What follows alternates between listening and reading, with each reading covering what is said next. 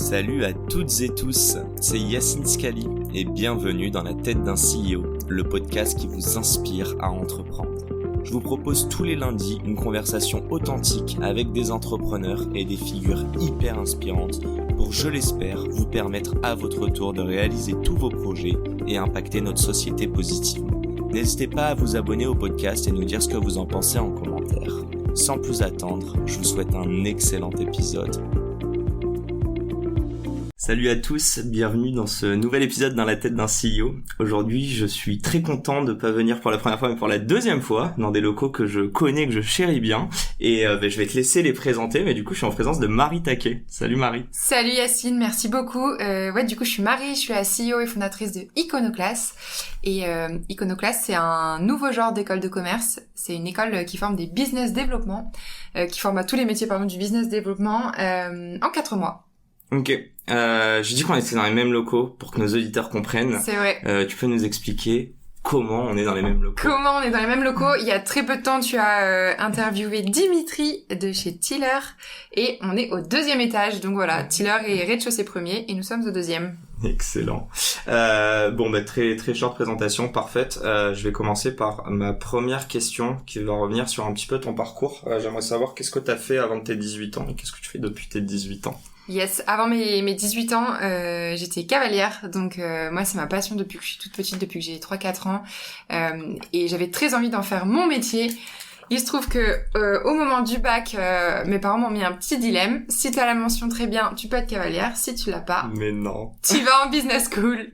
Moi, comme tu peux imaginer, si je suis là aujourd'hui, c'est qu'on a eu un petit souci au moment du bac. Tu l'as eu à combien?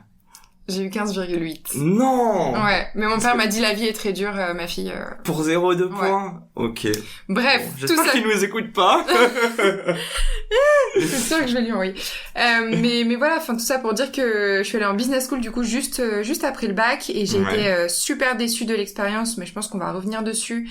Mais go for it, raconte-moi déjà, je sais pas si tu vas en parler, mais t'as tenu combien de temps? C'est quelle école? Qu'est-ce que t'étais allé faire là-bas? Alors c'est l'European Business School, mais je pense que c'est commun à beaucoup d'écoles, en fait, c'est pas elle en particulier.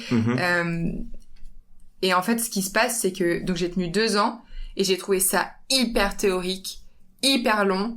Tu paies 50 000 balles, donc je me suis endettée, alors qu'en fait, t'as 7 heures de cours par semaine. J'exagère un petit peu, mais globalement, t'as pas un contenu qui est incroyable. Et tout ce que t'apprends à l'école, tu peux le trouver de façon gratuite sur Google. Donc moi, j'ai trouvé ça hyper frustrant. Et c'est vrai qu'aujourd'hui, on a de plus en plus de ressources qui sont accessibles financièrement parlant. Et tu te demandes encore pourquoi tu dois payer et t'endetter à hauteur de plusieurs dizaines de milliers d'euros. Alors bien sûr, en France, c'est moindre qu'aux US et compagnie où c'est 10 fois pire, mais tout de même. Et puis surtout, en fait, les profs, ils ont pas mis un pied dans une boîte depuis 10-20 ans. Donc tout le contenu qu'ils te donnent, c'est archi obsolète. C'est pas du tout ce qui va se faire quand tu vas arriver dans une boîte.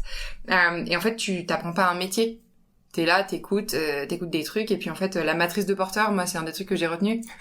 Porter 5, là.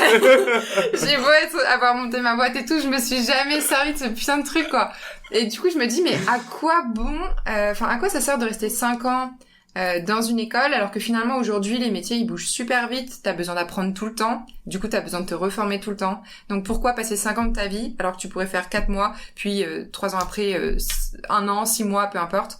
Et tu fais comme ça, en fait, à chaque fois que tu changes de job. Du coup, tu serais up-to-date, quoi, au niveau tu l'as depuis quand, ce discours? Je l'ai depuis 4 ans.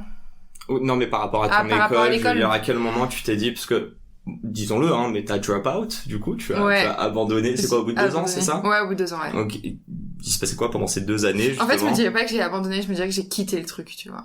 Oui. Je me suis pas dit que c'était un truc de fou, en mode, je ne tiens pas, je pars. En fait, je me suis dit, je perds mon temps, quoi. Je perds vraiment mon temps.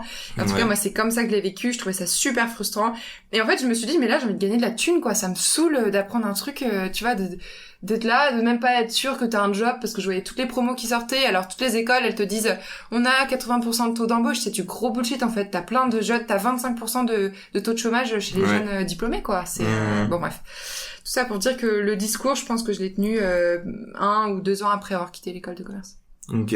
Et donc là, on est en quelle année? C'est quoi, c'est 2014 où t'as quitté? Ouais, 2015. 2015, ok. Je suis en train de fouiller en même temps sur ton LinkedIn. Mais en fait, je vois Headhunter, je vois Operations Executive, Operations. Tu peux me parler un petit peu de tes expériences, en fait, pourquoi? Donc, tu voulais un peu, si je comprends bien, quitter le monde théorique, aller sur la pratique, ouais. Exactement ça. Déjà, comment tu t'y as pris? Concrètement, no offense, mais sans diplôme. Ouais. Donc, t'as 20 ans à cette époque? Ouais, j'avais 20 Okay. ans. Il y a eu un truc qui s'est super bien passé, c'est que à la fin de la 2e année d'école, t'as un stage à faire. Donc je me suis servi de ma convention de stage pour mettre un pied en fait dans le monde du travail. Je suis allée dans un cabinet de chasse de tête et la CEO qui s'appelle Eugénie Chaltiel, elle en avait rien à faire en fait que j'ai envie de quitter l'école. Justement, elle trouvait ça cool. Elle était surdiplômée, tu vois, HEC, super héros, machin. Ok. Et justement, elle m'a dit en fait, cultive ta différence et mets en avant ta personnalité. T'as plein d'autres choses à offrir qu'un diplôme. Et si l'école c'est pas ton truc, il vaut mieux être très bon ailleurs, donc que tu connaisses plein de trucs, l'écosystème et tout par exemple, plutôt que t'aies un diplôme moisi, tu vois, d'une école lambda qui de toutes les manières est pas super réputée en France. Donc ouais, non, je pense que elle aussi, elle m'a bien boucané dans mon truc, elle m'a vachement motivée et tout quoi. Et du coup, t'es parti sur 3 mois à la base là-bas? 6 mois. Et puis voilà, ensuite okay. Je suis un petit peu restée là-bas, ensuite j'ai bougé chez Tiller. Raconte. Ouais. Tu nous glisses ça comme ça, mais raconte. Déjà, l'expérience en chasse de tête, j'ai trouvé ça top, et je pense que pour les gens qui savent pas tout à fait ce qu'ils veulent faire, c'est super parce que t'apprends à recruter et t'apprends à vendre, qui sont pour moi les 2 principales qualités d'un bon PDG, enfin d'un bon entrepreneur au tout début. Okay. On fait tous les mêmes erreurs, on n'arrive pas à vendre le produit, on recrute des tocards, enfin, tu vois, ça arrive à tout le monde, tout le monde a fait ses erreurs, quoi. Du coup, je trouve que c'est une super porte d'entrée. Et donc voilà, il y a un moment où j'avais envie de faire autre chose et je commençais à chasser pour Tiller. Et c'est comme ça que je suis passée de l'autre côté. Je voulais pas d'une mission de chasse, mais en tous les cas, moi j'avais été super charmée par la boîte. Et en fait, c'est ça qui m'a donné de l'appétence pour les sales. Alors moi, j'étais pas sales, j'étais sur les opérations. Ouais. Mais je trouvais ça. Et en fait, il y avait une vraie culture sales à l'époque. C'était très comme le Loup de Wall Street, tu vois. Tout le monde prenait son téléphone toute la journée et tout. Ouais. Et c'était à fond. Il y avait, je sais pas, les objectifs, enfin tous les objectifs et tout écrits sur un tableau. Je trouvais ça cool, quoi. Ok. Et tu peux me parler parce que j'ai l'impression que t'as fait plein de trucs en fait chez Tiller. Ouais, j'ai fait pas mal de trucs. J'ai fait du recrutement. On a ouvert Espagne, Italie à l'époque, donc j'ai aidé à recruter, regarder les normes des produits, trucs de législation, enfin vraiment des opérations quoi. Et pas mal de process aussi, améliorer les process de vente pour que voilà, ça aille plus vite, tout ce genre de choses. En fait, je bossais vraiment sur tout, quoi. Ok. Tu les connaissais à la base? Enfin, je veux dire que ce soit Joseph, Scott, Co. Non. Non? Okay. Non, je les connaissais pas, mais franchement... C'est un gros hasard? C'est un bon hasard. Un bel hasard, ouais. En fait, moi, c'était le branding qui m'attirait. Je trouvais que la boîte, elle renvoyait un vrai truc qui me faisait vibrer, quoi. Donc c'est pas la caisse enregistreuse en tant que telle, pour toi, c'était pas le truc... Non, mais tu vois, en fait, aujourd'hui, le branding des boîtes, il fait de ouf, parce que Alan, de base, tu pourrais dire, oh, mais les assurances, c'est pas forcément la mutuelle et tout, c'est pas forcément le truc le plus sexy. Ouais. Mais finalement, c'est une des boîtes quand même les plus sexy du marché. Là, c'est pareil, les caisses enregistreuses, de prime abord, tu dis, bon, ok, c'est des caisses, quoi. Et en fait, tu découvres la complexité du produit. Les clients, en fait, qui sont les restaurateurs, c'est super cool et c'est super important aussi quand t'es dans une start-up, à qui tu parles, quelle est ta cible. Et ouais, moi, c'est ça qui m'a charmé. Et puis la team était juste trop cool, quoi. Ouais. Et je vois que t'as enchaîné derrière chez Accor. Ouais. Ok. Accor, donc Head of Operations. C'est quoi? T'as suivi, déjà, j'imagine, enfin... Je dis ça parce que je sais que Scott est passé chez Accor. Ouais. Dimitri est passé chez Accor? Je sais même plus. Non, je crois pas, mais Joseph, oui. Ok. Toute la team Tiller est un petit peu reliée à Accor. Et c'est comme ça que t'as suivi, je sais pas comment ça s'est fait, du coup. Ouais, non, en fait, Parce que Scott, à l'époque, donc, enfin, pour ceux qui ne savaient pas, a commencé Tiller et puis n'a pas pu continuer. Ouais. Même s'ils ont créé d'autres boîtes ensemble. Mais du coup, toi, tu l'as croisé, par exemple, Scott, quand vous étiez Ouais, je l'avais croisé quelques fois, j'avais super bien... T'étais au début, quand même, de Tiller. Ouais, on devait être 40, je pense, quand je suis arrivée. Ouais, ok. Donc la boîte elle était assez jeune, elle avait 2 ans et demi, il me semble.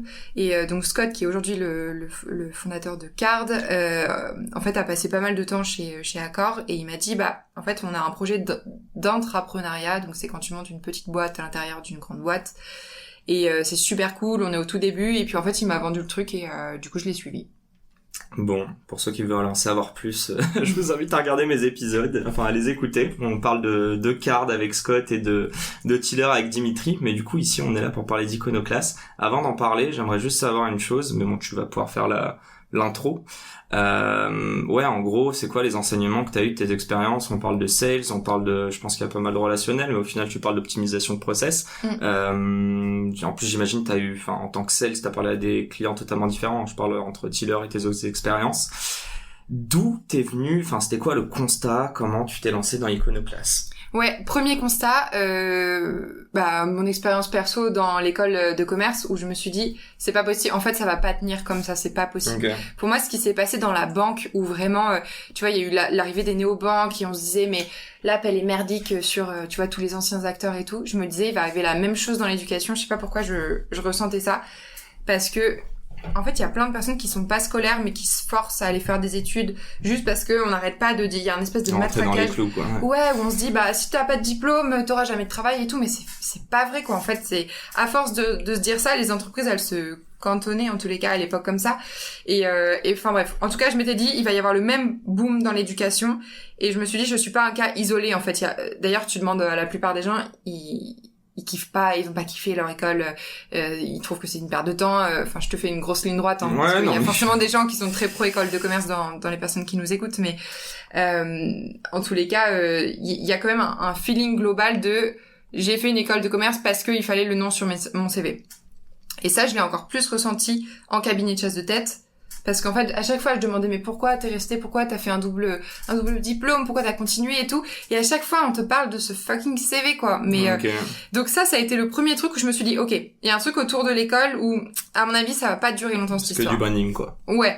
Okay. C'est ça, c'est du personal branding presque. Donc ça a été le premier truc. Le deuxième truc, c'est que du coup, dans les startups, en chassant, je me suis rendu compte qu'il y a plein de boîtes qui s'en fichaient un peu dans la nouvelle tech, tu vois, dans la tech, qui voulaient juste des personnes super opérationnelles, qui étaient capables de vendre ou de délivrer un truc, et encore plus dans les sales. Et en fait, je me suis rendu compte que, en tirant mes chiffres, qu'il y avait vraiment une boîte sur deux qui me demandait des commerciaux. Okay. Donc je me suis dit, on a 350 écoles de commerce en France, t'en as pas une qui te forme des commerciaux? Pas spécifiquement, quoi. Bah, pas spécifiquement, mais en fait, même pas du tout, parce que t'as peut-être 3 cours de négo qui vont se battre par-ci par-là, mais ce qui est important dans la vente, c'est pas la négo, tu vois, c'est comment tu prépares ton rendez-vous, comment tu pitches ton produit et tout. La négo, c'est 5% si t'as bien fait le taf avant, quoi. Donc, je me suis dit, ok, en fait, pourquoi les gens deviennent pas commerciaux? Mais parce qu'en fait, en France, on n'a pas vraiment cette culture des sales, quoi. C'est le truc un peu, tu vois, c'est un peu mal de parler d'argent, un peu mal de... c'est requin en mode américain, gros shark, carrément. Je vois très bien. En fait, je me dis, ce métier, il est en pénurie, il manque 200 000 commerciaux aujourd'hui en France. Pourquoi on n'essaie pas de le redorer et du coup de donner envie à plein de jeunes qui sont partis en marketing, en finance ou je ne sais quoi faire, qui sont des métiers qui sont pas en tension aujourd'hui, alors qu'en fait, on a un énorme vivier de postes à pourvoir d'un métier qui est trop bien, qui connaît pas le chômage et qui est hyper rémunérateur. En variable, on est d'accord. En variable. Mais le fixe, on s'en fout si t'es performant. Ok. Et moi je pars vraiment de ce principe, tu vois. Non, mais j'ai une question qui me vient là comme ça. Est-ce que tu penses qu'un bon sales devrait être capable de vendre n'importe quel produit? Ou est-ce que tu penses qu'un bon sales est un sales qui va vendre à un client un produit dont lui est aussi convaincu de la value propre, etc.? Ouais. Et si je te pose la question, c'est qu'il y a bien 2 écoles pour moi. Ouais, je suis assez d'accord. Moi, je me dis que de toutes les manières, il faut être persuadé du truc que t'es en train de vendre. Ok. Tu vois. Le maraboutage, ouais, non. Après, il y a des gens qui arrivent, tu vois, et très très fine with that. Nous, en fait, on part du principe que la vente c'est très technique et que du coup, si t'as les techniques, tu peux vendre ton produit. Donc, je te dis pas que t'auras un taux de conversion ou un taux de closing qui est à 100%, mais normalement si tu suis une méthodologie pour la vente complexe, le one shot, le truc, ça fonctionne. Donc après, c'est sûr que pour moi tu éclateras les objectifs si tu kiffes ton produit. Si tu le kiffes pas, t'appliqueras les techniques, t'auras un taux à mon avis qui sera relativement nul et puis mais bon, tu closeras quand même si t'as les techniques. OK. Mais je pense que tu sois drivé, quoi. Bah ouais, je pense vraiment, ouais. OK. Bon, on peut introduire, on en a déjà parlé un petit peu de ce que c'est Iconoclast, mais déjà, Qu'est-ce que ça veut dire iconoclaste? Alors, iconoclaste, en fait, on est parti du mot iconoclaste. Ah bon? Ah bon? Tu sais qu'il y a plein de gens qui ne connaissent pas ce mot, ça m'étonne à chaque fois, ouais. Okay. Mais donc, en gros, c'est contre les traditions et contre l'ordre établi. Il peut y avoir une définition un peu religieuse, mais nous, on n'est pas du tout parti de ce postulat. On est vraiment en train de se dire, ok, il y a des trucs qui sont établis, genre, il faut 5 ans d'études pour avoir un taf et pour être bien payé et tout. Et moi, je me suis dit, allons contre ce truc. Et du coup, mini jeu de mots, au lieu du thé, on a mis un S à la fin. Allez, fin de la blague. Et on en parlait tout à l'heure, mais est-ce que tu peux nous parler un petit peu de la proportion pratique versus théorie? Tu dis que c'est hyper technique comme métier. Moi, quand tu me dis technique, j'ai l'impression que je vais regarder des slides, un Excel ou autre. Et j'ai l'impression qu'il y a quand même beaucoup de pratique dans ta formation. Ouais, que tu proposes. Fais-nous toute l'offre, explique-nous tout ça. Ouais, écoute, écoutez bien. On a 3 offres, mais l'offre qui est historique et en tous les cas qui est la plus connue en France, c'est l'offre qui est physique. Donc en gros, c'est un cursus en 4 mois que tu peux faire, que t'aies 18 ans ou 40 ans. Enfin d'ailleurs, c'est à peu près la largeur de gamme d'âge qu'on a. Et ce qui se passe, c'est que tu viens à l'école et pendant les 4 mois, tu vas avoir tout le cycle de vente. Donc tu vas commencer par la lead generation, growth, prospection, argumentaire, traitement des objections, closing et ensuite customer care. Et en fait, tous les matins, t'as un directeur commercial ou un head of growth ou un head of CSM qui vient, qui te parle. CSM, tu nous traduis? Ouais, en gros c'est customer care, c'est okay. Customer success, c'est pour bien s'occuper des clients une fois qu'ils sont closés. Ouais, donc c'est ouais, c'est support client en fait, en quelque sorte. Et donc ce qui se passe, c'est que tous les matins, donc t'as des directeurs commerciaux, head of growth et compagnie, qui viennent, donc qui sont dans leurs entreprises, qui sont en train de travailler, donc qui ont tous des techniques up to date, des outils up to date. Ils viennent voir les étudiants, ils leur parlent de leur méthode de vente et comment ils le font dans leur boîte. Je te donne un exemple tout bête. Il y a Doctolib qui va venir ou Tiller, le directeur commercial de Tiller qui va venir, qui va expliquer le one shot, comment ils font, comment ils closent, comment ils s'adressent aux clients, quel genre de découverte ils font. Donc ça c'est le matin et tous les après-midi on vend. Donc si le matin t'as Tiller qui est venu, l'après-midi on vend Tiller. Ok. Donc on appelle vraiment des restaurateurs. Donc, et vous faites, du moins tes étudiants vont se faire passer pour des employés de Tiller. Oui. Enfin, ça dépend du brief que Tiller nous donne et tu vois, de temps en temps, ils préfèrent dire que c'est des boîtes externes, etc. Ouais, mais c'est une vraie immersion, je veux dire. C'est une vraie immersion. En tout cas, toi, tu considères... Non. Okay. C'est genre, tu prends vraiment ton téléphone, tu vas faire du porte-à-porte. Parfois, tu dois aller scraper des bases d'email, des bases de téléphone et tout. Le but, c'est que demain, une fois que tu as terminé Iconoclast, tu es opérationnel dans ton job et t'es sales. T'es capable de vendre dès le jour 1, en fait. Ok. 4 mois, c'est ça, la formation 4 classique mois, c'est ça. Ok, en 4 mois, donc tu dis le matin plutôt de la théorie, l'après-midi de la pratique. Tous les matins, c'est tout le temps des nouvelles boîtes? Ou je veux dire, il y a des moments où c'est toi qui vas animer des modules? Comment ça se passe? Alors moi, j'en fais pas parce que je pense qu'il y a... Enfin, c'est pas je pense, il y a des personnes dans l'équipe qui sont bien meilleures que moi. Il y a Arnaud, Julien, par exemple, qui sont des anciens directeurs commerciaux de Carglass, de PepsiCo et compagnie, donc plutôt des belles boîtes. Et du coup, eux, ils les accompagnent l'après-midi pour les trainings. Comme ça, on est sûr que les étudiants, ils appellent pas en faisant n'importe quoi et compagnie, même sans le vouloir. Mais voilà, au début, quand t'es novice, tu sais pas trop comment t'y prendre. Donc eux, ils les accompagnent vraiment. Et parfois, ils les reprennent un matin pour leur parler, par exemple, d'un outil spécifique. Comment on se sert de Salesforce, comment on se sert de Aircall, peu importe. Et pour vraiment les accompagner et les coacher. Donc voilà. En général, c'est une boîte par jour. Ok. Il y a quelques boîtes qui viennent quelques jours, mais bon. Sur 4 mois, comment dire, à quel moment tu penses dans tes meilleurs élèves qu'ils étaient déjà opérationnels?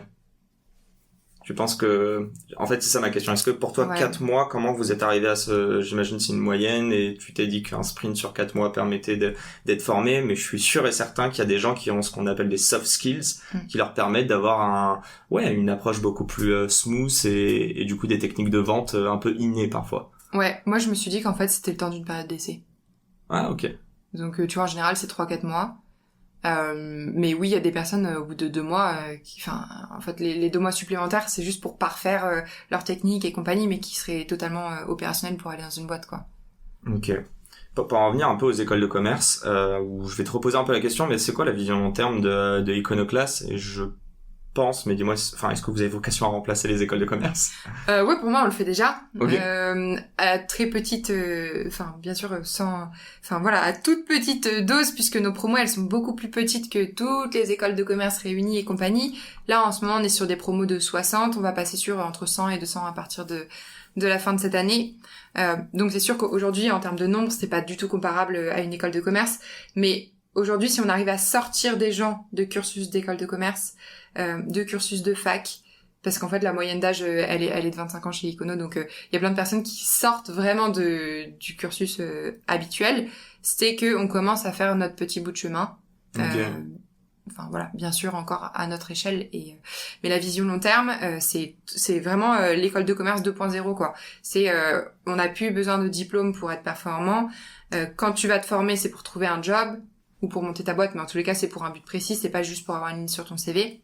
Et puis bien sûr c'est les deux dernières, je dirais que c'est donner accès à l'éducation d'excellence, parce qu'on a un modèle financier qui est un petit peu particulier, où tu peux commencer à payer tes études une fois que t'es embauché, et ce qui fait que en fait peu importe d'où tu viens, tu peux avoir accès à une super école, en tous les cas un super job après qui est bien payé, etc. Tu te rémunères genre un peu au success fee?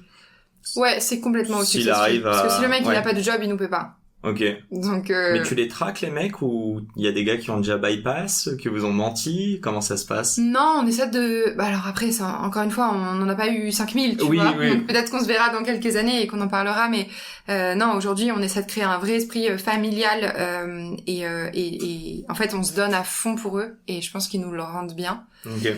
En tout cas, nous, on est hyper sincères dans notre transmission d'apprentissage et je pense qu'ils le ressentent. Donc non, on n'a pas de... Oui, on les traque parce que en général, c'est nous qui les plaçons. Et non, on n'a pas de personnes... Juste là, tu parles de placement, c'est par notamment les partenariats que tu as avec les différentes boîtes qui viennent pitcher. Ouais, exactement. Okay. Quand tu es une entreprise qui vient, et je peux reprendre l'exemple de Tiller, en fait, il repère direct les mecs qu'il a envie d'avoir. Les mecs ou les filles d'ailleurs, je dis les mecs, mais les guys. Il se dit, ah oui, lui...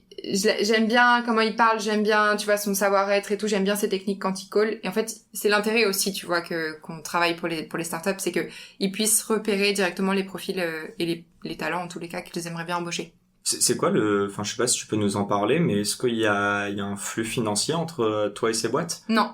Donc c'est le principe que eux vont sensibiliser des gens et les former. Exactement. Et en retour, ils ont accès à un pool de talents déjà qualifiés. Exactement. Je pense qu'on est la première école en France qui ne paie pas ses profs.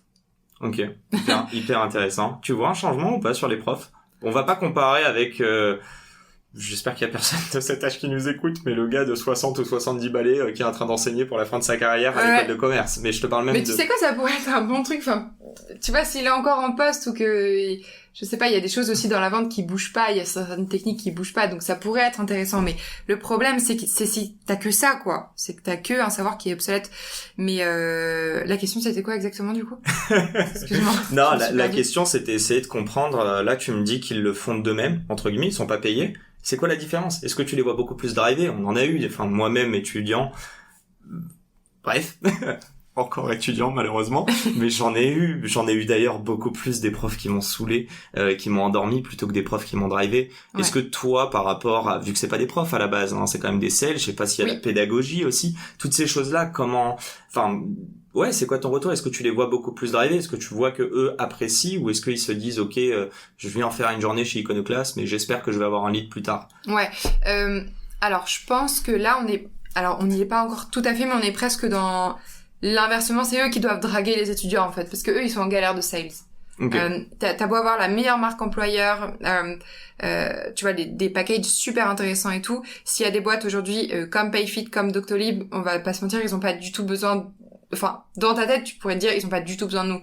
Mais en réalité, s'ils viennent donner une matinée, mais qu'ensuite ils recrutent 10 personnes, pour eux c'est hyper intéressant. Donc oui, je trouve que je sais pas s'ils le font juste pour ça, il y a juste des personnes qui adorent transmettre, et d'ailleurs quand t'es sales, tu vois, t'échanges quand même beaucoup avec les autres, etc., même si t'es pas la personne qui parle le plus, mais tout de même, moi je sens un engagement et s'ils ont plus envie de le faire, de toutes les manières, moi j'oblige personne, tu vois. S'il y a une boîte qui est venue 3 fois, qui a pas réussi à recruter, qu'elle me dit en fait j'ai pas envie de venir une 4e fois, ça me saule, mes sales il faut qu'ils call ou qu'ils close, je sais rien, il y a aucun problème quoi. Nous on a 300 boîtes qui attendent pour venir, donc je suis pas trop. Bon, j'imagine que les partenaires, enfin j'imagine, je le sais, mais c'est sur ton site pour les curieux. Ok, super.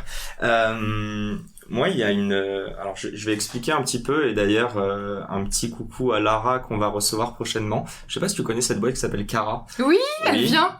Elle vient. C'est nous. Bah écoute, je vais parler avec Lara dans 2 jours. Excellent. J'ai investi en fait via New Fun chez elle. Énorme. Donc voilà, et en fait il y a un constat assez flagrant qu'on a eu ensemble, enfin qu'elle a eu et qu'elle m'a plutôt transmis.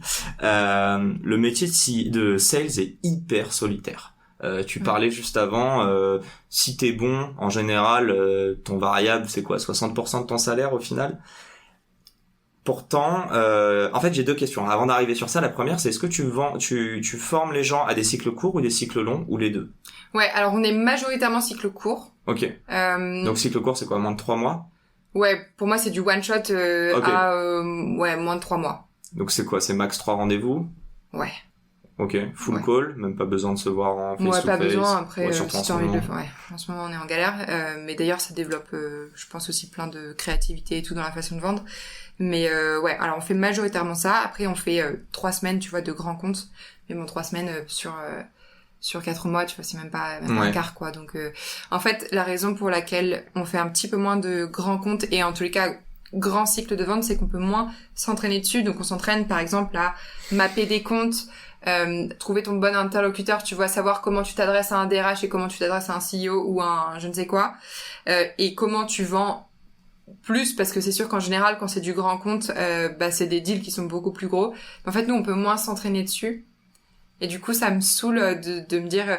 en fait, j'ai pas envie de mentir aux entreprises, tu vois. Nous, on a des personnes qui sont qui le font très très bien sur toute la partie... pré-qualif en tous les cas, même lead gen, prosp et même jusqu'à closing, mais sur du cycle plutôt court. On n'est pas hyper spécialisé sur le cycle long, mais je réfléchis même à terme à faire une spécialisation, tu vois, vente complexe. Ouais. Je trouverais ça cool. Ouais, quand t'as 10 interlocuteurs, je vais pas spoiler, on en parlera avec Lara bientôt. Par contre, ça rejoint vraiment ça, et je sais que je poserai la même question avec Lara, et on va en parler. Ouais, je reviens à ma première question, mais le métier de sales, je sais pas si tu le vois hyper solitaire, tu le vois comment? Ouais, alors je le vois assez, de toutes les manières, t'es tout seul avec tes chiffres. Après, moi je trouve qu'il y a quand même un truc de team, en tous les cas, dans toutes les boîtes, et moi, chez Tiller, c'est un truc qui m'avait vachement donné envie, c'est qu'en fait, il y a un objectif quand même global de team, et d'ailleurs, c'est quand même ce que je conseille aussi aux boîtes, de bien sûr avoir un variable personnalisé, parce que la personne qui se donne à fond, il n'y a pas de raison que, voilà, elle soit incentivée de la même manière, mais pour vraiment réunir, tu vois, toute l'équipe et que chacun évite de faire son truc de son côté et tout, je trouve ça cool aussi d'avoir un variable de team, en tous les cas de setup un objectif de team que tout le monde doit aller chercher, et du coup c'est pas la guerre entre mais attends, moi mon lead il est dans le 75 et en fait c'est limitrophe de je sais pas quoi, et du coup t'as 2 mecs qui se tapent sur un secteur. En fait c'est idiot, parce que in fine t'es embauché dans une boîte et tu travailles pour l'entreprise, et le but c'est de faire croître l'entreprise, quoi. Donc l'idée pour toi un peu déjà de contrer une partie du fait d'être solitaire, c'est justement de mettre tout le monde dans le même panier, que les gens s'entraident, quoi. Ouais, carrément. Donc, tiens, je te file un lead, le gars, je lui ai déjà parlé. Ouais, comme n'importe quel team. En fait, ça devrait être un job de team. C'est pas normal que les mecs ils soient solo de leur côté. Surtout que c'est un métier qui est super difficile. Donc, il est rémunérateur, mais il est super difficile au quotidien. Et du coup, je trouve ça dommage, en fait, que ça se passe comme ça. C'est quoi, là ou les plus importants attributs, selon toi, qu'un sales devrait avoir? Écoute, déjà. Je pense qu'on peut juste s'arrêter là. Okay. C'est-à-dire que quelqu'un qui... on dit toujours à l'école, t'as 2 oreilles et une bouche, c'est pour écouter 2 fois plus que tu ne parles. Okay. Quand tu parles, tu n'apprends rien sur le client. Donc en fait, tu vas essayer de pitcher ton truc, mais tu vas même pas savoir de quoi il va avoir besoin. Du coup, nous, on passe un grand temps de la formation, mais genre quasi 1 mois, sur vraiment la découverte. Donc comment t'arrives à aller choper toutes les infos chez ton client. Et je te disais tout à l'heure, finalement, la négo, c'est 5%. Pour moi, c'est réel, quoi. Si t'as fait une bonne découverte, si t'as eu les bonnes infos, ça va tout seul, quoi. T'as des mots, c'est 10% du truc, et la négo, pareil, quoi. Okay. Donc je pense même qu'on peut s'arrêter sur l'écoute. Ok, l'écoute, super. Je suis d'accord aussi. Il y a une dernière chose, on n'en a pas parlé, je voulais en parler juste avant. Tu peux me parler un peu des personas types et puis tu peux me dire sur quelle base tu recrutes les personnes qui sont dans tes cohortes, dans tes promos. Yes. Alors nous on a 3 personas types. Le premier c'est vraiment la personne qui sort du bac. Donc qui a fait 0 études, ouais, okay. 18-19 ans. Et ça, moi à terme, j'aimerais bien que ça devienne une population vraiment grandissante de l'école, parce que c'est pour ça que je me tape en fait, c'est de me dire, bah si t'es pas forcément scolaire, que t'as vite envie d'aller travailler, c'est possible que tu te formes en 4 mois et que t'ailles directement travailler quoi. Donc ça c'est une partie de nos étudiants. Ensuite on a une partie qui a plutôt 23-25 qui a commencé à faire des études, mais qui se projette pas finalement. Ça peut être des gens qui ont fait je sais pas, médecine, droit, géologue, géologie et tout, on a vraiment eu de tout, okay. Voire même des personnes qui ont fait des études sportives, qui ont envie de se reconvertir. Et puis la dernière, c'est des personnes qui ont commencé à travailler, mais qui ont envie de devenir sales et donc de se reconvertir. Et donc du coup, ton background, in fine, t'as pas besoin de diplôme? Non, on regarde jamais. Okay. Donc, pour répondre à ta deuxième question, on a 3 étapes. On a un questionnaire sur la façon dont tu t'exprimes, etc., qui est sur le site. C'est un pré-filtre, en fait. Okay. Parce qu'en 4 mois, on peut pas non plus t'apprendre à écrire, t'apprendre à compter, t'apprendre à réfléchir. On peut pas non plus tout faire. Donc, on veut juste une base, parce que quand t'es commercial, c'est quand même important de pouvoir t'exprimer correctement, de pas faire trop de fautes dans tes emails, parce que en général, ça détruit ta crédibilité. Donc, premier filtre là-dessus, sur tes objectifs dans la vie, ce qui s'est passé, mais voilà, sans parler de diplôme, ce qui s'est passé dans ta vie et ce qui te motive à venir chez Iconoclast. Si c'est bon, on leur file un cas pratique. Donc là, t'es sales chez Swile, chez 2-3 boîtes différentes, et on te demande de nous faire une presse. Alors bien sûr, on demande pas du tout aux personnes d'être commerciales ou quoi que ce soit, mais on voit juste si déjà leur structuration d'esprit et puis comment elles s'y prendraient. Tu vois, ça, on analyse un peu ton schéma de pensée. Est-ce que tu essayes de voir si la personne prend du plaisir? C'est super dur à voir parce qu'il y a des personnes, on a des personnes qui sont introverties par exemple. Bah oui. Du coup, super dur, tu vois, de savoir si elles kiffent ou pas. Mais la dernière étape, en tous les cas, c'est un entretien donc qui est en visio ou en physique. Et là, ouais, c'est fit. Et là, on va vraiment chercher au fond de toi. Est-ce que t'es sûr que tu veux faire ça? Est-ce que t'as bien compris le métier? Parce qu'encore une fois, voilà, c'est dur. Est-ce que t'es sûr que t'as compris tout ce que t'allais faire chez Icono et ce que ça impliquait, et là ouais on essaie d'avoir une petite flamme quoi. Ouais, ok. On cherche la petite flamme que les gens comprennent, c'est pas le choix sur admission post-bac ou je sais pas quoi. C'est vraiment c'est aussi à autant se préparer que pour rentrer dans une grande école de commerce au final. En fait pour moi c'est plutôt pareil que dans une boîte oui, tu fais un cas pratique et tout, mais en fait en école de commerce on regarde tes notes. Ouais bien sûr. Tu vois, nous, on te demande pas si t'as eu 19 au géo en bac, on s'en tape, quoi. On te demande pas. Il y a aucune école où tu peux rentrer sans remplir un dossier avec tes bulletins de notes, ton diplôme du baccalauréat, machin. Ouais, nous, ça n'a aucune espèce d'importance pour nous parce qu'il y a des personnes qui sont super talentueuses et super smart, mais qui sont pas scolaires, quoi. Donc, en fait, je pense vraiment que les écoles, elles passent à côté de plein de petits pépites qui avaient pas les bons codes ou alors qui avaient pas les bonnes notes, mais parce qu'elles s'en foutaient de l'école. Et on le voit bien, il y a plein de petits génies qui développent, je sais pas, qui montent des boîtes à côté, qui vendent des sites, des machins, des trucs, mais qui se débrouillent quoi. Voilà, je trouve que c'est dommage. Je te vois énormément publier sur les réseaux, ouais. Toi et ta team. Yes. Pourquoi? Pour se faire connaître. Quand t'es une école qui a pas de diplôme, qui est en plus une jeune école, faut avoir une sorte de crédibilité. Et nous, c'est vrai que dans l'équipe, c'est un truc où on s'oblige à le faire de façon hyper récurrente, en essayant de produire un contenu qui apporte, tu vois, du plus, ou alors qui parle d'Iconoclast pour voilà, raconter un petit peu ce qu'on fait au quotidien, parce que ça peut être opaque de l'extérieur ou juste quand tu vas sur un site internet.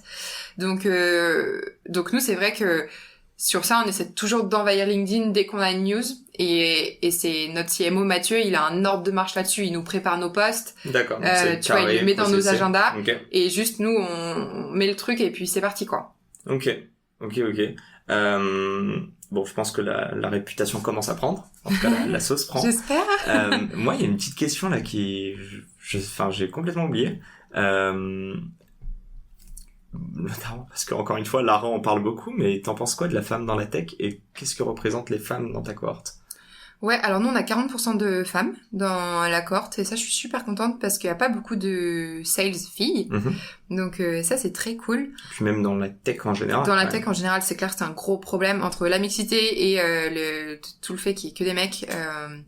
C'est vrai que ça pose un problème. Moi, T'as aucun biais cognitif vis-à-vis de ça lors des candidatures? Tu te dis pas, oh, faudrait qu'on ait plus une fille, donc... Non, moi je suis contre la discrimination. Alors c'est un parti pris, mais je suis absolument contre la discrimination positive. Je trouve que ça nous met pas du tout en valeur.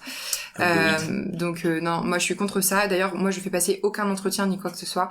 Il y a dans le process, il y a des garçons, des filles qui font passer les entretiens. La personne, elle est vue et notée / jugée entre guillemets par 3 personnes différentes, donc on essaie vraiment d'avoir un regard le plus objectif possible sur la candidature. Et la femme dans la tech, écoute, moi je le ressens pas du tout. Je trouve que d'ailleurs c'est plutôt si je devais en parler, en tout cas si je me creuse vraiment la tête, je me dis que c'est plutôt une qualité, parce que pour moi moins t'es, plus c'est rare. Et la rareté, en fait, je te dis un exemple tout bête, sur une levée de fonds, le VC va avoir 10 mecs pour toute la journée. Et là, tout d'un coup, il y a une fille. Ben, en fait, c'est sûr qu'il va se souvenir de toi. Ok. Tu vois, moi, je vois ça un peu comme ça. Je vois plus, si sur 10 ballons, t'as 9 ballons rouges et puis t'as un ballon jaune, c'est sûr que ton regard, il va quand même aller un petit peu sur le ballon jaune, quoi. Ouais, il va attirer la curiosité. Ouais. En tout cas, moi, je me sens pas du tout mal vis-à-vis de ça. Je me sens tout à fait à ma place. Je me sens considérée comme un être humain. Non, je comprends. Mais t'es pas non plus en train de mener une bataille pour justement... non. Non, ok, très clair. Peut-être que je devrais, mais j'ai d'autres batailles, en fait. Focus sur j'ai d'autres batailles.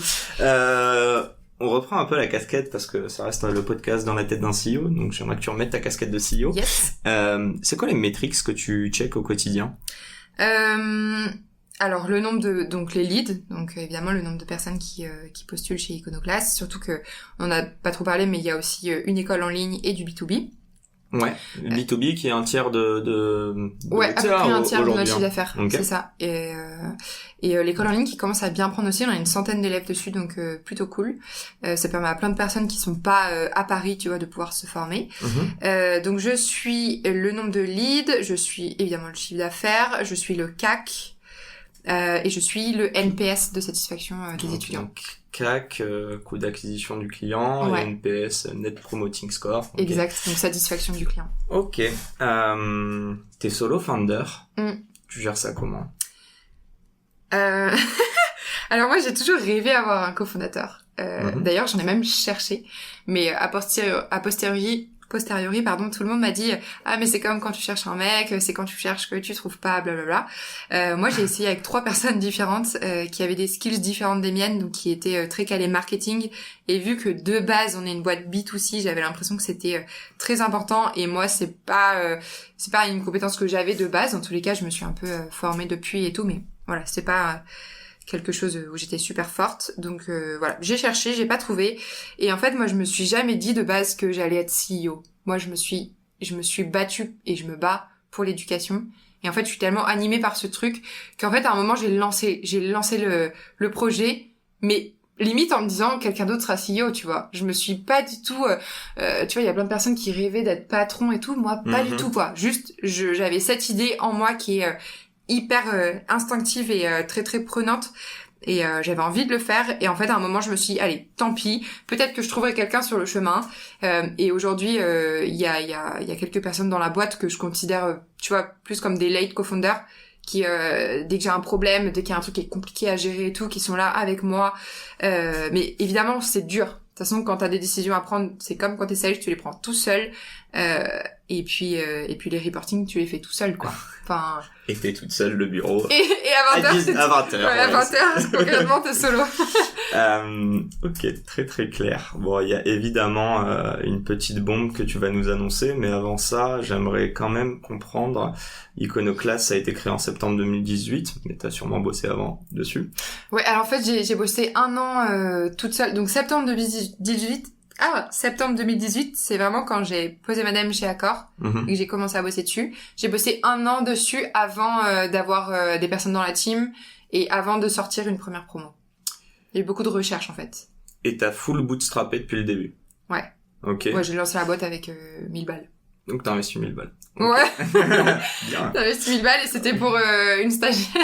Ah ouais? Ouais, j'avais trop envie. Bah, une stagiaire en com, Morgane, qui est encore chez nous aujourd'hui. Excellent, ça, ok. Ouais, et puis un peu de Facebook et des trucs à la con, des trucs d'avocat, de compte en banque, enfin voilà. Mais ouais, non, on a essayé de tout faire de façon gratuite, donc j'allais parler dans des lycées en banlieue pour essayer de parler de l'école, de voir un petit peu comment les élèves qui devraient être des futurs clients, en tout cas des futurs leads, se sentaient par rapport au projet. On a eu des RP qui nous ont pas mal aidés. C'est vrai que quand tu commences à passer dans les médias et tout, bah ça te donne un petit peu de crédibilité. Je sais pas si ça devrait, mais en tous les cas, c'est ce qui a marché. De loin, oui. En tout cas, je peux te le retranscrire via LinkedIn. et puis on a fait pas mal d'ateliers gratuits de vente en fait, où les gens pouvaient venir apprendre des trucs et à la fin on leur faisait passer le test s'ils avaient envie de rejoindre l'école. Donc donner donner du contenu gratuit, c'est un truc qu'on fait vraiment depuis le jour 1 d'Iconoclast et qu'on continue à faire aujourd'hui. On fait plein de lives, tu vois, avec des head of sales et compagnie. On aime beaucoup, on essaie d'être un petit peu évangélisant ou évangélisateur au niveau de la vente pour que ça touche pas mal de monde et que les gens puissent apprendre à vendre, quoi. Donc bootstrapping pendant 2 ans et demi, puis je te laisse nous dire une petite annonce qui vient de tomber. Là. Qui vient de tomber, ouais. Et ben écoute, on a fait une super levée d'environ 3 millions, je suis super contente. Première levée de fonds. Ouais, première vraie levée de fonds, on avait fait un mini tour avec des business angels l'année dernière. Mais qui n'était pas significatif. En tous les cas, c'était une première étape. Ça nous avait déjà permis de prendre des locaux, de faire un tout petit peu d'acquisition payante et compagnie. Mais là, c'est vrai que ça va nous faire passer à une nouvelle étape où on va pouvoir créer notre propre LMS. Alors, ça va pas parler à tout le monde, mais c'est une plateforme où tu peux mettre tes cours et que les étudiants viennent s'y référer, etc. Ça évite d'être sur Notion ou sur un Drive. Learning Management System. Ouh. J'ai deviné, mais je sais pas. Ouais, c'est exactement ça. Et en fait, aujourd'hui, notre offre en ligne, notre école en ligne, elle est sur un autre prestat, mais nous, on aimerait bien avoir notre parcours avec notre expérience. Donc, ça va nous servir à ça va nous servir à ouvrir Londres. Donc, on ouvre international. Ouais, c'est ça y est. C'est pour tout début 2022. C'est une question trop bête qui me vient, mais tous vos cours, là, ils sont en français ou en anglais? En français. Ok, donc là vous allez tout réadapter en anglais, mais les étudiants, moi si je veux y participer, I speak English pretty okay. Yes. Non mais très sérieusement, j'imagine vous être fluent, mais ce sera full anglais au UK. Au UK full anglais, ouais, ce sera pour des gens qui parlent anglais. Ou alors toi après si t'as envie d'aller à Londres, te faire une petite expérience pendant 4 mois, tu pourras tout à fait. Mais oui, on va tout développer en anglais et puis après, j'espère dans pas trop longtemps les US. Moi j'ai envie d'aller habiter là-bas. Et puis en fait il manque 10 fois plus de commerciaux aux US. Alors déjà la culture est déjà beaucoup plus et la culture elle est un petit peu, et puis les études coûtent beaucoup plus cher, donc tout va dans notre sens pour aller aux US, quoi. T'as des compétiteurs aux US ou des personnes qui justement on voit de plus en plus de bootcamp, même en France on en a pas parlé. Déjà c'est une bonne chose ou pas? Alors moi je trouve que c'est une bonne chose parce que de toutes les manières il manque un tel nombre de sales. Là, tu vois, il en manque juste 200 000 en France. Au UK, il en manque 1 million. Aux États-Unis, je t'explique même pas ce nombre, il est en booming. Donc, après, on n'est pas non plus 100 000, aujourd'hui, on est quand même, c'est quand même assez restreint, et je pense qu'on se complète. En tous les cas, en France, on se complète au niveau de la cible. Il y a des personnes qui veulent plus, des bacs plus 5, tu vois, qui ont déjà une trentaine d'années. Nous, on est super ouverts sur l'âge et tout, c'est plutôt la déterre et tout qui nous intéresse. Et aux US, il y a une école, en tous les cas, qui est un peu connue, qui a 2 ans, qui est à peu près aussi vieille que nous, aussi jeune, ou aussi vieille, qui est en ligne, pour le moment. Ok. Donc, à voir. Full online. Ok. C'est ce fameux moment du podcast où j'oublie ma question. La base. Bon, c'est pas grave, on coupera. Attends, j'ai encore plein d'autres questions. On est déjà à 43 minutes. Oh pétard. Il est quelle heure? Il est 20h26. T'inquiète. On est mal, là, hein. Non, t'inquiète. Bon, je cutterai, je me souviens, 43e minute. Ok. Oui, juste pour résumer, donc, t'as levé 3 millions auprès de qui? Auprès de Bright Eye, majoritairement, donc qui est un fonds spécialisé dans l'EdTech qui est basé à Londres. Et qui a aussi des bureaux en France et aux US, et en complément avec Mustard Seed Maize, qui est un fonds pareil portugais de base mais qui est aussi aux US. Vocation à lever auprès de EdTech j'imagine, mais surtout internationaux. Il y avait une vocation particulière. Ouais, c'était important pour nous parce qu'en fait c'est un problème. Alors l'éducation et les sales, c'est 2 problèmes qui sont internationaux. Donc ça n'avait pas de sens de rester en France. Et je pense que notre approche en fait elle est pas franco-française. Tu vois, se dire on s'en fout des diplômes, ouais, c'est venez, clairement pas franco-français. tu vois, c'est vraiment pas franco-français. Du coup, je pense même que ça a moins séduit les Français. Enfin, j'ai eu autant d'invest étrangers et d'ailleurs là, c'est quand même 2 invests qui sont étrangers. Donc, écoute, ouais, pour moi, c'était important de toutes les manières. Et je suis super contente parce qu'on a un fonds spécialisé EdTech et un fonds spécialisé Impact, qui sont vraiment les 2 choses qui sont importantes pour nous, quoi. Petit aparté, mais déjà, est-ce que ton papa serait fier de toi aujourd'hui? Oh oui, je pense. Ouais. Et si tu regardes en arrière, est-ce que t'es contente d'avoir eu 15.8 et pas 16? Ah, je suis trop contente. Ouais. Ouais, franchement. En fait, je me dis que quand peut-être que la boîte elle sera un petit peu plus développée et tout, que j'aurai plus de temps, je pourrais reprendre le cheval à fond, les compètes à fond. Là, je peux plus en ce moment parce que voilà, je suis à fond focus sur la boîte, je fais que ça. Et je suis passionnée. Et donc c'est, tu vois, bon augure. Ça a pris ça m'a pris le cœur, quoi. Et donc ça m'a pris le cœur et mon temps. Mais c'est vrai que j'aimerais beaucoup reprendre les compètes de cheval à terme. Et en fait, moi, j'avais toujours promis à mes parents, c'est une des promesses que je ne tiendrai pas du coup, que je ferais un master ou un MBA, tu vois. À HEC. Ouais, alors moi, je voyais carrément, je sais pas, un super truc aux US, tu vois. Non, mais en fait, désolé les parents, hein, je pense que ça n'arrivera pas, quoi. Mais si ça arrivera, tu reviendras en tant que guest lecturer à Harvard. Ouais. Et là, je pense que ce sera encore plus. En tout cas, je te le souhaite. Bon, écoute, tu nous parlais de petites choses. De toute manière, on arrive à la fin du podcast. C'est toujours mes 3 petites questions que j'adore poser. Yes. Tu m'as l'air d'être hyper driven, en tout cas, par ce que tu fais. Tu m'as parlé d'impact, tu m'as parlé d'éducation. Ouais. C'est quoi l'entrepreneuriat pour toi? Et ton entrepreneuriat, ta vision et ce que il a commencé, j'ai l'impression, à 20 ans pour toi, l'entrepreneuriat. Ouais, plus ou moins. Ça a commencé tôt. Pour moi, si je résumais ça en un mot, c'est passion. Okay. Et je pense que si j'étais pas passionnée comme ça, je pourrais pas fournir la dose de taf. Parce que en fait on parle beaucoup des trucs cool, tu vois, t'es CEO, t'es là, on te montre, on te parle, les machins, les trucs, mais de l'autre côté, en fait il y a personne qui voit la dureté, quoi. Ouais, franchement, non mais tout le monde en parle, mais c'est vraiment difficile, quoi. C'est une résilience de dingue. Ta vie perso, tu la mets à côté, une bonne partie, en tous les cas, au tout début de la boîte, au bon début de la boîte et tout, tu te mets complètement de côté et il faut arriver, tu vois, même quand tout le monde te dit ça va pas, ou je sais pas, tes chiffres sont pas au rendez-vous, ou il y a la moitié de ta team qui se barre, je sais pas, tout peut t'arriver, en fait. Et à chaque fois, il faut arriver à te relever. Et franchement, on parle beaucoup de montagnes russes, mais c'est vraiment ça, quoi. T'es to the top, to the down, to the top, to the down. Donc, ouais, je dis mes passions au travail. En tant que solo founder, parce qu'une passion, in fine, hein, comme un joueur de foot, hein, je pense qu'il est content quand il marque, mais quand il perd, je suis pas sûr. Ça rentrait un peu dans ta vie perso, mais juste pour comprendre, j'ai quand même l'impression qu'autour de toi, ça gravite beaucoup l'entrepreneuriat. Ouais. Est-ce que ça t'aide? Ouais, moi, mon conjoint, il est CEO dans une startup tech et franchement, je sais pas comment je ferais sans. Donc il y a beaucoup de support émotionnel et moral, quoi. Bah ouais, en fait, je pourrais pas être avec, enfin, c'est uniquement mon point de vue et tout, mais moi je pourrais pas être avec quelqu'un qui ne comprend pas mon rythme, qui ne comprend pas l'acharnement que j'ai dans ce que je fais, alors que en fait à tout moment ça peut éclater, tu vois, tu peux te retrouver avec Walou, c'est risqué en fait quand même l'entrepreneuriat. Et moi j'ai besoin d'être avec quelqu'un qui me soutient, qui me motive, qui comprend. Il te challenge? Ouais, à fond. Ok, donc tu reçois les critiques. Ouais, bien sûr. Non, mais c'est intéressant. Je suis sûr qu'il y a des gens justement qui veulent mettre une barrière parce que quand on parle de ton business, tu deviens assez sentimental aussi. Ouais, complètement. Mais toi, ça marche bien en tout cas. Alors moi je peux aller jusqu'aux larmes, hein, rien à foutre. Je suis hyper sentimentale, je suis hyper sensible en plus, donc non, parfois ça monte carrément dans les tours. Où moi je trouve aussi que parfois il prend des décisions qui sont idiotes et il fait pareil avec moi. Mais en même temps il y a personne. Vous le dites honnêtement. Ah ouais, on se le dit. On peut avoir des débats comme si c'était investisseur CEO ou le contraire. Nous on adore. Enfin en fait on est passionné par ça et après c'est pas facile toujours de prendre du feedback, mais je pense que c'est important. Ok, ouais, je suis d'accord avec toi. Deuxième question.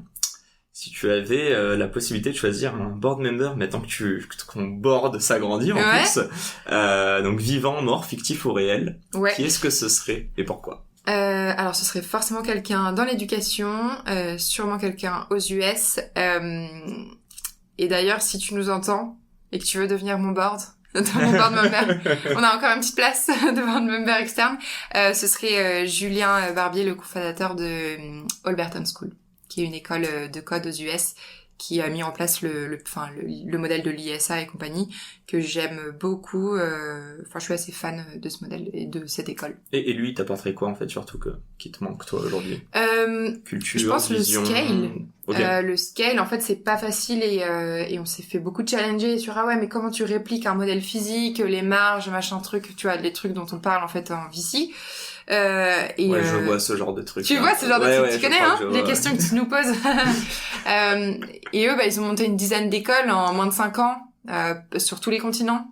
Et du coup, j'aimerais savoir, tu vois, les choix d'école, exactement les métriques qu'ils ont regardées. Et si je sais pas, imagine, tu montes une école, finalement, tu te foires. Est-ce que tu t'entêtes? Est-ce que tu l'enlèves? En fait, des questions, auxquelles il y a très peu de personnes qui ont réponse, finalement. Et que tu sens que c'est des questions qu'il va falloir que tu te poses ou que tu te poses déjà maintenant? Ouais, je me les pose clairement.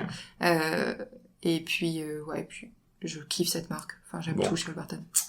S'il nous entend... Je nous entends, Julien. Bon, ça c'est ma question à 1 million. Bon, que les gens expliquent, mais après qu'ils aillent fouiller ton LinkedIn. Mais j'ai adoré, car en ce moment, vous êtes à la recherche d'un sales, il me semble, chez... Ouais, on cherche une quinzaine de personnes. On recrute une quinzaine de personnes. Et notamment, on cherche 4 sales coachs, donc qui sont les personnes qui entraînent les étudiants. Mais en interne? En interne, ouais. Okay. Et quel est le thème que tu as utilisé pour... Bon, en tout cas, je vais te poser, moi, ma question. Mais si tu étais un Pokémon, qui est-ce que tu serais et pourquoi? Si j'étais un Pokémon, et juste pour la petite histoire, on est en train de parler de Pokémon parce qu'en fait, nous, on a fait une carte Pokémon pour recruter un sales coach. Mais ne te justifie pas. Tu adores les Pokémon. J'adore les Pokémon. C'est ma passion. On est né dans les années 90, on adore ça, quoi. Ouais, c'est ma passion. Et je serais Salamèche. Parce que je pense que j'ai une personnalité qui est archi volcanique, donc à tout moment ça part. Voilà, c'est toujours tout feu tout flamme avec moi, quoi. Donc Salamèche, c'est le premier niveau, je crois, donc ça va encore. Ouais, mais parce que tu vois, je suis là encore. Tu vas évoluer aussi au fur. Salamèche là, mais bientôt dans quelques années, je serai un gros dragon feu et puis voilà, ce sera cool. Bon, trop cool. Ça touche à sa fin. Ouais, merci beaucoup Yacine. On pourra encore parler longtemps, je sens, mais il y a un match de foot là. Bon, en tout cas, un grand merci à tout le monde de nous avoir écoutés et surtout à toi, merci Marie. Merci et puis à bientôt dans un nouvel épisode. Salut Marie. Ciao. Et c'est la fin de cet épisode. Si cet épisode vous a plu, n'hésitez pas à nous soutenir en nous mettant 5 étoiles sur les plateformes, en vous abonnant évidemment et en nous laissant des commentaires. C'est très important et ça fait toujours plaisir. Hâte de vous retrouver la semaine prochaine.